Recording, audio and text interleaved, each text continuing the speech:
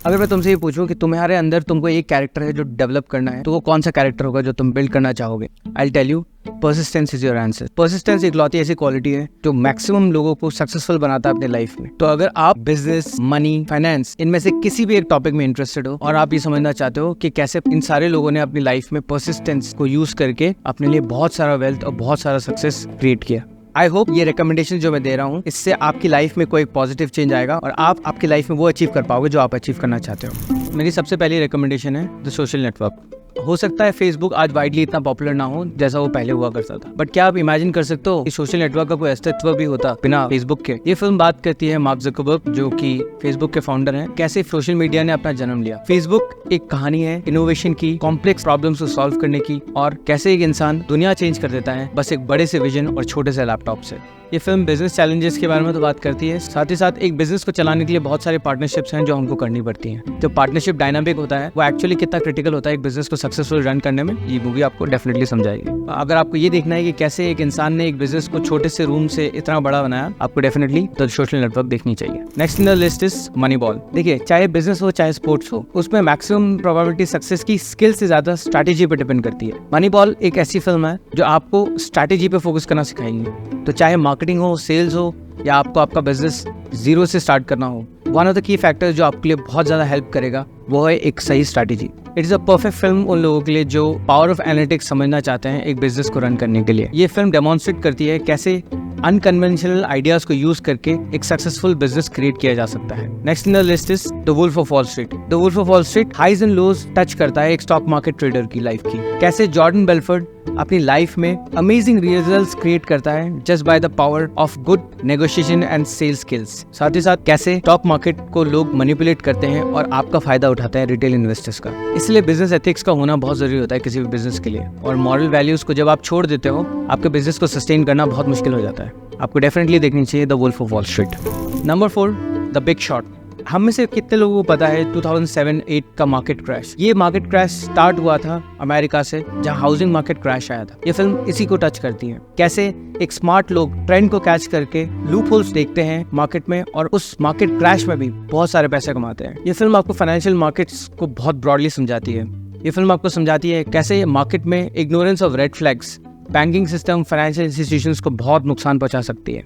ये फिल्म आपकी आंखों को खोल देगी और आपको ये बात रियलाइज करवाएगी कि कैसे फाइनेंशियल सिस्टम्स में इतने सारे फ्लॉज होते हैं और क्यों क्रिटिकल थिंकिंग बहुत जरूरी होता है बिफोर इन्वेस्टिंग। इन्वेस्टिंग हमेशा एक विजिलेंट अप्रोच से होना चाहिए। ये फिल्म आपको एंटरटेन ही नहीं, एजुकेट भी करेगी। सो आपको डेफिनेटली देखनी चाहिए the big shot. Number 5 is the greatest series of all, shark tank. कोई भी फिल्म एंटरटेनिंग वैल्यू से तो आपको बहुत कुछ दिखाएगी, पर शार्क टैंक मुझे ऐसा लगता है पर्सनली, जब से शार्क टैंक स्टार्ट हुआ है बिजनेस की तरफ अप्रोच दुनिया की बदल गई है। आपको शार्क टैंक में एंटरप्रेन्योर्स और इन्वेस्टर्स के बीच में 1-to-1 मिलता है, जिसमें आपको बहुत सारी चीजें बिजनेस के बारे में समझ में आती है और आपको कुछ नए आइडियाज भी मिल सकते हैं। तो शार्क टैंक देखना मेरे को लगता है one of the greatest thing है जो आप कर सकते हो टू रियली अंडरस्टैंड बिजनेस और बिजनेस को कैसे रन किया जाता है। किसी भी बिजनेस को इन्वेस्टर के सामने पिच कैसे करना है, नेगोशिएट कैसे करना है, आपको डील क्लोज कैसे करनी है, ये आपको शार्क टैंक बहुत इजीली एक्सप्लेन करती है। आप शार्क टैंक देखने के बाद हर इंसान ये सोचने लगा है कि मैं भी बिजनेस कर सकता हूँ, जो कि बेस्ट है इंडिया की इकोनॉमी और ग्लोबल इकोनॉमी के लिए। बिजनेस सिर्फ पैसे कमाने के बारे में नहीं है, business also about creating value, solving problems and improving lives of others. Multiple pitches को जब हम देखते हैं शार्क टैंक में, तो ये हमें भी एक अपॉर्चुनिटी देता है टू अंडरस्टैंड मल्टीपल इंडस्ट्रीज, जिससे शायद हमें भी कोई एक नया आइडिया स्पार्क हो और हम भी उस डायरेक्शन में कुछ कर पाए। बिजनेस को मॉडल कैसे करते हैं, उसके ऑपरेशंस क्या होते हैं, उसके नंबर्स क्या होते हैं, शार्क टैंक इन सब टॉपिक्स को टच करती है। डेफिनेटली शार्क टैंक आपको देखना चाहिए अगर आपको अपने बिजनेस के नॉलेज को बहुत वाइडन करना है एक वाइडर लेंस को यूज करके। मैं आपको और भी हाईली रिकमेंड करूंगा कि आप US shark tank, Australian shark tank और अदर शार्क टैंक्स को आप देखो और आपको और भी आइडियाज मिलेंगे, क्योंकि वो 2009 से रन कर रहे हैं और उसमें बहुत सारा कंटेंट है जो आपको देखना है। हो सकता है आपको कोई नया बिजनेस आइडिया मिल जाए जो इंडिया में अभी तक किसी ने उसके बारे में सोचा भी ना हो और टच भी ना किया हो। Number 6, pursuit of happiness. Pursuit of happiness again is a film जो परसिवरेंस को टच करती है, कैसे क्रिस गार्डनर अपनी लाइफ के लोएस्ट में बाउंस बैक करता है और अपने लिए वो लाइफ क्रिएट करता है जो वो करना चाहता है। क्रिस गार्डनर की लाइफ चेंज हो जाती है जब वो एक इन्वेस्टर बिल्डिंग के नीचे एक फरारी से उतरते हुए इंसान को मिलता है और उससे पूछता है कि वो क्या करता है कि उसके पास एक फरारी है। कभी कभी एक सिंपल सा सवाल ही आपकी लाइफ को चेंज करने के लिए काफी होता है और यही उसके लाइफ में स्पार्क करता है एक नया आइडिया जो कि स्टॉक मार्केट है। और वो स्टॉक मार्केट में एंटर करता है और कैसे अपनी लाइफ को चेंज करता है जस्ट बाय बीइंग परसिस्टेंट, अपने नॉलेज को डेवलप करके और कभी भी सेटबैक ना लेने की वजह से।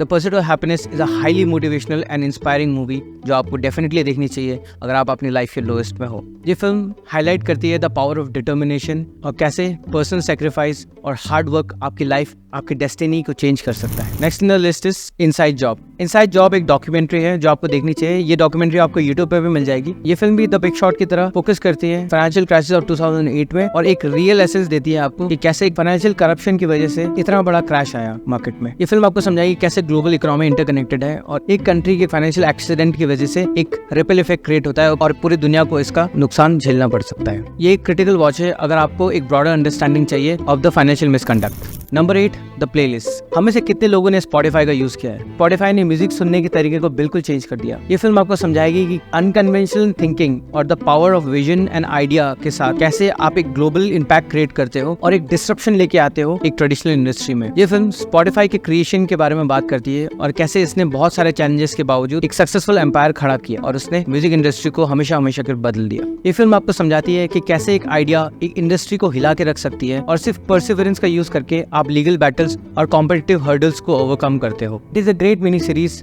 To understand the impact of digital transformations. Number 9 पे भी एक मिनी सीरीज है सुपर पम्प्ड। हमें से उबर सबने यूज किया है, बट क्या आप जानते हैं कि उबर स्टार्ट कैसे हुआ? टैक्सी एक माफिया कंट्रोल बिजनेस था। इसमें एक डिसरप्शन लाना बहुत ही मुश्किल था, बट कैसे ट्रैविस कैलेनिक एक छोटे से आइडिया को एक ग्लोबल जायंट में कन्वर्ट कर देते हैं। ये फिल्म हमें लीडरशिप चैलेंजेस, एथिकल डिलेमास और the pressure of startup culture के बारे में बहुत खूबी से समझाती है। ये फिल्म हमें समझाती है कि क्यों हाई एम्बिशंस रखना बहुत जरूरी होता है और एक लीडर को क्या क्या चैलेंजेस फेस करने पड़ सकते हैं जब वो एक डिसरप्शन लेके आना चाहता है मार्केट में। डेफिनेटली सुपर पम्प्ड एक ऐसी सीरीज है जो आपको ये समझाएगी कि कैसे रूथलेस होना कभी कभी बिजनेस के लिए बहुत जरूरी हो जाता है। नंबर 10, याद है मैंने पर्सिस्टेंस के बारे में क्या कहा था? ये फिल्म एक्यूरेटली इस टॉपिक को समझाती है। द फाउंडर रे क्रॉक के परसिवरेंस के बारे में है, पर्सिस्टेंस के बारे में, कैसे एक छोटा milk shake machine salesman McDonald को एक ग्लोबल फूड एम्पायर में कन्वर्ट करता है। अगर मैं आपसे ये पूछूं कि मैकडॉनल्ड्स का बिजनेस क्या है तो आप क्या कहोगे? शायद ज्यादातर लोग फ्रेंच फ्राइज और हैमबर्गर्स ही बोलेंगे। मैकडॉनल्ड्स का एक्चुअल बिजनेस रियल स्टेट का है और आपको इस बात को समझने के लिए ये फिल्म देखनी पड़ेगी। ये फिल्म हमें क्लियरली समझाती है कि सिर्फ पर्सिस्टेंस और विजन ही है जो आपको लाइफ में ग्रेट चीज अचीव करके दे सकता है। आपका हार्ड वर्क, आपका इंटेलिजेंस, ये सब एक स्किल तो हो सकते हैं, लेकिन लाइफ में आपको जो अचीव करना है उसके लिए इनफ नहीं हो सकते।